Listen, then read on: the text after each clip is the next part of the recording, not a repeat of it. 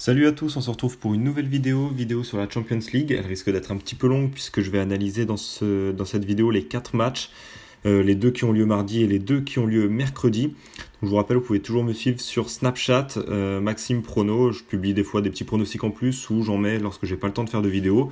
Donc n'hésitez pas, petit bilan du coup des pronos de ce week-end rapidement. Donc la première montante du palier qui était passée, je l'avais donnée sur Snapchat. Victoire du Bayern et victoire de l'OL. Ensuite, la victoire de Leipzig qui est passée, victoire 3-1 à Stuttgart. Le combiné Spal-Fiorentina, j'avais dit double chance, nul au Fiorentina. La Fiorentina qui s'impose 4-1. Combiné avec la victoire de Naples, Naples qui fait un décevant 0-0 contre Torino malgré une grosse domination. Donc, un petit peu de regret sur ce pronostic-là. Lille-Montpellier, un triste 0-0 là aussi, entre ces deux équipes où Lille pourtant aurait pu mener au score mais n'a pas réussi. Et j'avais donné un petit pronostic sur Snapchat lorsque le match entre Saint-Etienne et Paris a commencé. Voilà, j'avais senti que la première mi-temps serait assez fermée avec une équipe de Saint-Etienne qui avait des bonnes qualités à domicile et qui pouvait tenir le coup face à Paris et qui a même failli ouvrir le score à plusieurs reprises. Donc j'avais dit nul mi-temps, cote à 2,35, petite mise s'était passée, donc un week-end, voilà, plutôt moyen, mais voilà, il n'y a pas de déficit, pas de gros bénéfices, enfin voilà, c'est très moyen. Mais au moins, voilà, on perd pas trop d'argent ce week-end, donc c'est pas trop mal. Donc du coup, pour la Champions League, on va tout d'abord commencer avec le match de mardi entre Liverpool et le Bayern Munich.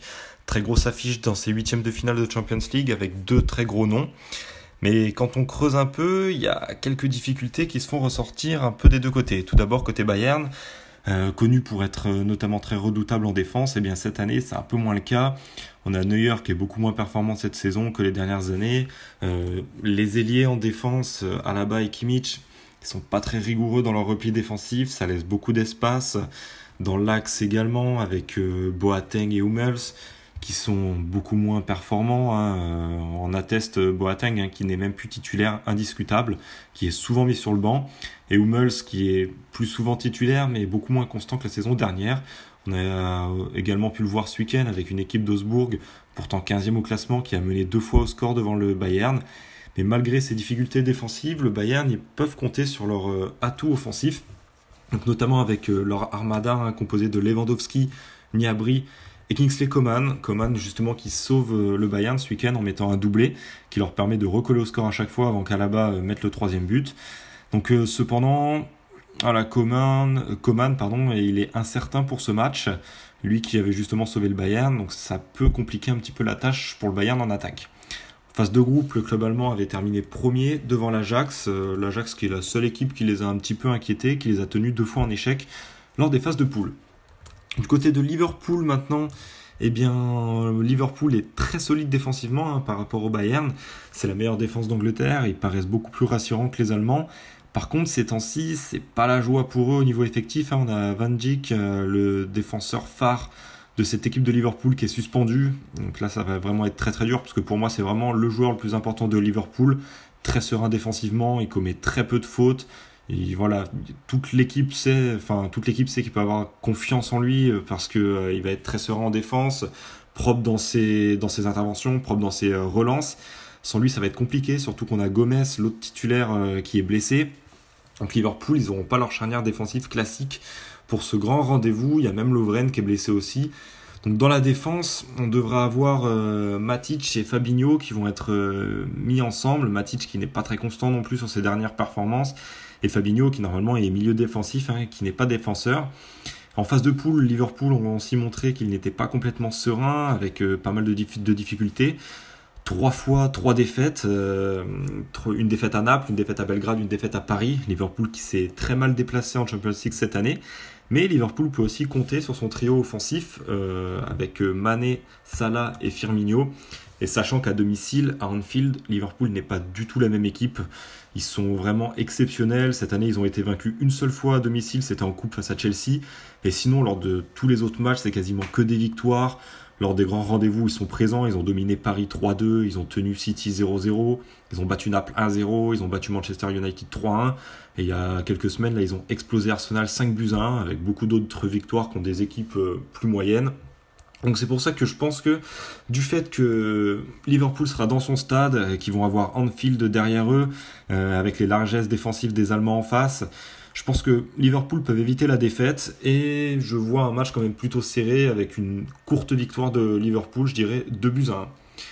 Comme la double chance Liverpool ou match nul est plutôt basse au niveau de la cote, je vais le combiner avec l'autre match qui a lieu ce mercredi, Schalke contre Manchester City. Donc pour moi, ce match, c'est le duel le plus déséquilibré de ces huitièmes de finale. Et ça, c'est à cause d'une équipe de Schalke qui est vraiment désastreuse cette année. Même s'ils ont réussi à accrocher une deuxième place en phase de poule, mais bon, dans une poule qui était loin d'être la plus compliquée, avec tout le respect que j'ai pour les équipes comme Porto, le Galatasaray ou le Lokomotiv Moscou. Mais ils ont marqué seulement 6 buts en 6 matchs dans cette phase de poule. Et en championnat, Schalke est 14e. Ils seront sans doute dans aucune compétition européenne l'année prochaine. Et de plus, ils ne rassurent pas du tout avant ce match, avec 4 matchs consécutifs sans succès. Un nul 2 partout à Hertha Berlin. Ensuite, une défaite 2-0 contre Mönchengladbach, une défaite 3-1 au Bayern. Et un nul décevant ce week-end 0-0 contre Freiburg, qui est 13e. Voilà une équipe de Schalke qui vraiment ne rassure pas du tout avant ce match qui s'annonce très compliqué pour eux. Surtout qu'en face, City est très impressionnant. Déjà en Champions League, à part les difficultés contre Lyon où ils sont inclinés 2-1 à domicile et 2-2 au Groupama Stadium à l'extérieur, ils sont facilement venus à bout d'Hoffenheim et du Shakhtar, notamment avec une victoire 6-0 contre le Shakhtar. Et ils ont quand même marqué 16 buts lors des 6 rencontres, ce qui en fait la deuxième meilleure attaque de la Champions League pour le moment, derrière le PSG, qui avait marqué 17 buts lors des phases de poule. Donc sur une très belle forme, City a même repris la tête du championnat après avoir écrasé Chelsea ce week-end 6-0. Et mis à part une petite défaite à Newcastle il y a 3 semaines, ils ont engrangé quand même 12 victoires sur leurs 13 derniers matchs depuis fin décembre. Ils ont été vraiment exceptionnels et c'est pas que des petites victoires à chaque fois, on le voit, il y a des 5-0, des 3-0, des 9-0. Souvent ils arrivent quand même à tenir des clean sheets, ils encaissent très peu de buts, ils sont très efficaces en attaque. Et notamment, ils ont fait tourner un peu l'effectif cette semaine en coupe lors du déplacement à Newport, qu'ils ont gagné quand même tranquillement 4-1. Ils n'ont pas beaucoup d'absents. Donc pour moi, ils devraient, je pense, s'imposer largement et quasiment assurer leur qualification en quart de finale. Si je devais donner un score, je dirais victoire 3-0 pour Manchester City sur la pelouse de Schalke. Du coup, quand on combine la double chance Liverpool ou match nul à 1,35 et la victoire de City à 1,27, ça nous fait un combiné à 1,71. Donc ça sera le seul combiné que je vais faire là pour ces 4 matchs qui ont lieu là en Champions League. Et la cote est plutôt correcte. Et les 2 autres matchs, ils vont être joués en simple. Donc tout d'abord, on va avoir Atlético Madrid contre la Juventus. Donc ça a lieu ce mercredi. C'est un duel qui va être très très serré à mon sens dans ces huitièmes de finale. On atteste les cotes des bookmakers. Donc là, j'ai mis l'exemple de BetClick. On voit c'est égalité parfaite. 2,80 pour l'Atlético, 3 pour le match nul, 2,80 pour la Juve. Donc c'est vraiment un match qui va être très très serré où il n'y a pas vraiment de favori dans ce match. Et on va essayer de voir un peu si un favori peut se dégager en analysant un peu plus le match. Donc tout d'abord côté Atlético Madrid, l'équipe a fait très bonne figure en phase de poule en terminant à égalité de points avec Dortmund, qui est la seule équipe qui les a inquiétés. À part ça, ils ont tranquillement dominé Bruges et Monaco, qui n'étaient pas des très gros challengers cette année dans cette phase de poule. Et d'un autre côté, en championnat, ils sont deuxièmes, mais ils sont petit à petit, ils se font rattraper par le Real Madrid, notamment après 2 défaites consécutives, une défaite 1-0 au Betis, une défaite ensuite 3-1 à domicile contre le Real, et ils sont rattrapés ce week-end, mais en gagnant sur la pelouse de l'avant-dernier Vallecano, très difficilement, dans un match où ils ont été même dominés par l'avant-dernier. Donc l'Atlético Madrid qui ne rassure pas du tout avant ce choc-là face à la Juventus. Surtout qu'il se mesure pour moi, face à un des favoris de cette Champions League, la Juve qui a tranquillement fini justement premier de sa poule devant Manchester United, Valence et les Young Boys, sachant qu'à la fin, c'était sûr qu'ils allaient être qualifiés, et ils ont enchaîné 2 défaites, une défaite 2-1 contre Manchester United, et une défaite 2-1 sur la pelouse des Young Boys, sachant que ces 2 défaites, c'est les seuls matchs dans cette phase de poule où ils ont encaissé des buts. Les 4 autres matchs, c'était clean sheet à chaque fois. Donc la Juve très solide défensivement, très solide offensivement aussi, on a pu le voir à plusieurs reprises. Surtout, on le voit en championnat avec 21 victoires, 3 matchs nuls, ils sont invaincus. C'est la meilleure défense du championnat avec 15 buts encaissés en 24 matchs. Et après 2 matchs un peu à vide, on a vu une défaite 3-0 sur la pelouse d'Atalanta en coupe et un match nul un petit peu moyen 3-3 contre Parme. La Juve, là, ils ont repris leur rythme là depuis 2 semaines en battant Sassuolo à l'extérieur 3-0. Et puis ce week-end, ils ont battu Frosinone à domicile 3-0. Donc pour moi, même à l'extérieur, sur la pelouse d'un Atlético Madrid plutôt solide, logiquement sur ses terres, c'est ce qu'on avait dit également avant le match contre le Real et ils s'étaient finalement inclinés 3-1. Ils avaient été dominés par des Madrilènes qui avaient été très bons. Bon, eux aussi c'est des Madrilènes, c'est pas le bon exemple, mais voilà, le Real qui avait été très bon sur la pelouse de l'Atlético. Je donnerais quand même un avantage à la Juve, car là, ces dernières semaines, ils m'ont montré plus de qualité collective que le club espagnol. Et en plus, ils ont une arme ultime en C1, c'est Cristiano Ronaldo, qui, on le sait, raffole de cette compétition. Ça fait 6 ans consécutifs qu'il est le meilleur buteur. Même si cette année, il a mis qu'un but pour le moment. On sait, il est toujours capable d'un coup de génie. Il est toujours capable à lui seul de faire basculer un match. En plus, en Serie A, il est vraiment en pleine confiance. C'est le meilleur buteur actuellement avec 19 réalisations. Donc là, ça peut être l'occasion, surtout face à une équipe, l'Atlético Madrid, contre laquelle il a énormément joué. Ça peut être l'occasion de marquer et de donner un avantage à la Juve dans ce huitième de finale aller.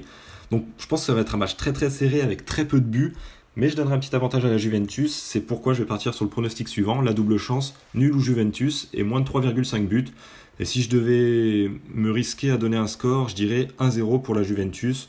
Voilà, sur la plus petite des marges, un but à 0, une petite victoire, ou sinon un match nul, 0-0 ou un but partout. Mais je pense pas que ça va être un match avec une ribambelle de buts. Et maintenant, donc, passons au tout dernier match, qui va beaucoup nous intéresser, puisque c'est avec le deuxième club français de cette Champions League, l'Olympique Lyonnais, qui accueille le FC Barcelone. Match qui va être très intéressant en plus, parce que c'est un duel entre deux équipes qui sont toujours invaincues. Tout d'abord, l'Olympique Lyonnais, qui, dans cette phase de poule, avait commencé avec une victoire 2-1 à City, puis a enchaîné 5 matchs nuls, 2-2 contre le Shakhtar, 3-3 à Hoffenheim, où ils sont pris un but dans les dernières secondes, 2-2 contre Hoffenheim où ils sont pris également un but dans les dernières secondes. Donc s'ils avaient tenu ces deux scores-là, ils auraient quasiment pu finir premier de leur poule ou être beaucoup plus proche de City. Ensuite, ils ont fait un match nul contre City 2 partout, puis un match nul au Shakhtar, un but partout. Barcelone, de son côté, avait fait des très bons matchs allés, victoire 4-0 contre le PSV, 4-2 à Tottenham, 2-0 contre l'Inter, et ils ont un peu baissé en régime lors des matchs retour, un but partout à l'Inter, 2-1 sur la pelouse du PSV, victoire bien entendu, et un but partout à domicile contre Tottenham. Mais ils finissent quand même avec 6 points d'avance sur leur premier poursuivant qui est Tottenham, donc phase de poule complètement maîtrisée pour Barcelone également. Donc on va tout d'abord se concentrer un petit peu du côté du Barça, qui tourne un peu au ralenti ces dernières semaines, et même s'ils sont toujours premiers au classement, on sait que c'est Messi qui porte l'équipe, et quand il n'est pas en forme, le Barça ne l'est pas non plus. En exemple, on a le 2 buts partout contre Valence, où Messi met un doublé, dont un penalty qui sauve les siens. Ensuite, un but partout contre le Real, où Messi n'avait pas débuté la rencontre.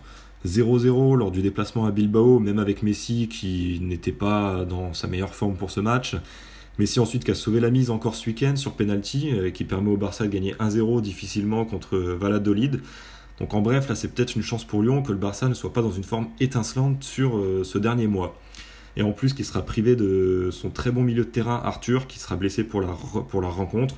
Umtiti aussi sera un peu trop juste, et normalement ce sera l'Anglais qui débutera sûrement le match aux côtés de Piqué en défense.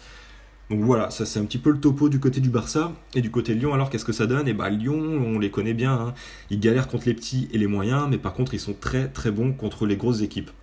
On a pu le voir notamment lors des phases de poule, une victoire à City de buts 1, le nul au retour de buts partout. Ils ont gagné leurs 2 derbys, que ce soit à domicile 1-0 ou à l'extérieur 2 buts 1. Victoire contre le PSG 2 buts 1, là, il y a quelques semaines, Lyon qui est la première équipe à faire tomber Paris en championnat. Victoire contre l'OM 4 buts à 2. Donc voilà, contre les gros, il n'y a pas trop de soucis. On sait que Lyon va être performant, on sait que Lyon va très bien jouer. Le problème côté lyonnais, c'est que là, il y a Fekir qui est suspendu pour ce match. Et on le sait, c'est un des acteurs principaux de l'animation lyonnaise, que ce soit en tant que buteur ou passeur, également très doué dans l'entrejeu. Il obtient pas mal de coups francs. Et avec ses dribbles, il arrive un peu à affoler les défenses adverses. Donc il est certain que son absence, elle va se faire ressentir et ça peut être dur dans l'entrejeu pour Lyon. Mais on peut espérer compter sur Memphis Depay, lui qui veut rejoindre un grand club, à ce qui paraît, comme il l'a dit. Pour lui, ça sera l'occasion de montrer ce qu'il vaut dans cette grande affiche qui sera un réel challenge pour lui et qui sera regardé par énormément de personnes. Donc on peut penser que lui va se transcender aussi et qu'il va nous sortir un match de fou. Mais on peut aussi espérer compter sur Cornet, qui a été excellent pour l'instant en Champions League cette saison, notamment contre City où il a marqué 3 buts sur les 2 matchs. Donc un autre problème, en dehors de l'attaque avec Fekir, etc., c'est au niveau du milieu de terrain et de la défense. Donc on a quelques incertitudes sur Ndombele et Denayer. Ndombele c'est un peu moins sûr, normalement il devrait jouer, mais par contre Denayer, il y a de très fortes chances qu'il ne joue pas. Donc dans les 2 cas, sans ces 2 joueurs, il y a la défense déjà qui risque d'être fragilisée, milieu de terrain également. Même si au milieu de terrain, même si Ndombele devrait jouer, il y a encore Aouar et Touzard qui ont aussi beaucoup de qualité et qui pourraient faire un bon match face au Barça. L'effectif lyonnais, on le sait, il est jeune, mais il y a cette fougue et cette insouciance qui peuvent peut-être compenser le manque d'expérience dans cette affiche et permettre à Lyon de sortir un très très gros match dans un Groupama Stadium qui sera sûrement en feu et où ils vont être vraiment poussés par leurs supporters. Un autre point important aussi qui peut être à l'avantage des Lyonnais, c'est le fait que le Barça n'est pas souvent très engagé lors des matchs à l'extérieur, des matchs allés à l'extérieur lors de compétitions. On l'a vu cette saison notamment en coupe, avec en Coupe du Roi une défaite 2-1 sur la pelouse de l'Evente, ensuite ils se sont imposés 3-0 au Camp Nou. Ils ont renouvelé ça avec Séville, une défaite 2-0 sur la pelouse de Séville, ensuite ils les ont massacrés au retour 6-1 au Camp Nou. Mais on l'a aussi vu en Champions League l'année passée, avec un match nul, un but partout à Chelsea, avant de les battre 3-0 au Camp Nou au match retour. Et c'était aussi le cas il y a 2 ans, on s'en souvient tous malheureusement, il y a eu une défaite 4-0 à Paris, au PSG, et on sait tous comment ça s'est fini au match retour au Camp Nou. Donc, même si je suis un fan de Lyon, c'est pas avec mon cœur là que je vais pronostiquer ce match, même si j'espère de tout mon cœur que Lyon va gagner ce match, mais je supporte tous les clubs français en Europe, que ce soit Paris et Rennes en Europa League. Donc j'étais très content aussi pour la victoire de Paris la semaine passée. Mais là, avec tous les éléments que j'ai cités, je pense vraiment que Lyon peut faire un bon résultat lors de ce match aller, même si je suis pas du tout optimiste pour le déplacement au Camp Nou, où là je me dis qu'il y a très très peu de chances qu'on fasse un exploit au Camp Nou. Donc s'il y a un exploit à faire, c'est à domicile, c'est ce mardi qu'il faut le faire. Et en tout cas, au vu de tout ce que j'ai dit, je pense que Lyon peut au moins sortir un gros match et éviter la défaite contre un Barça qui, je pense et je l'espère, va continuer un petit peu ses habitudes de laisser passer un petit peu les matchs allés à l'extérieur avant de se transcender au retour. Et donc je vais partir sur la double chance, Lyon ou match nul, qui est très très bien coté, parce qu'on le sait, de toute façon les bookmakers donnent l'avantage au Barça. Lyon ou match nul, c'est coté à 1,98. Je pense que ça va être un match avec beaucoup de buts, et je dirais 2 buts partout s'il y aurait match nul, et victoire 2-1 de l'Olympique Lyonnais, comme ils ont pu le faire contre City, comme ils ont pu le faire contre Paris. Pour moi, c'est des scores qui sont vraiment faisables, et Lyon peut vraiment réaliser un beau match et éviter la défaite à domicile lors de ce match. Donc voilà, ça sera tout pour ces 4 pronostics en Champions League. Donc voilà, n'hésitez pas à me donner votre avis dans les commentaires, vos pronostics, vos ressentis sur ces matchs qui arrivent, mais également sur les matchs d'Europa League si vous voulez. Je ne sais pas encore si je vais faire une vidéo dessus, ce sera peut-être une cote en fun plutôt, parce que bon, quand on a vu déjà la semaine dernière, beaucoup de surprises en Europa League, donc voilà, je suis bien content de ne pas avoir parié dessus. Et je pense que cette semaine, je ne vais pas non plus mettre de pièces sur des matchs en Europa League. Et aussi, pour ceux qui ne le savent pas encore, donc j'ai maintenant un site internet où je propose des pronostics un peu différents de ce que je peux proposer sur YouTube ou sur Snapchat.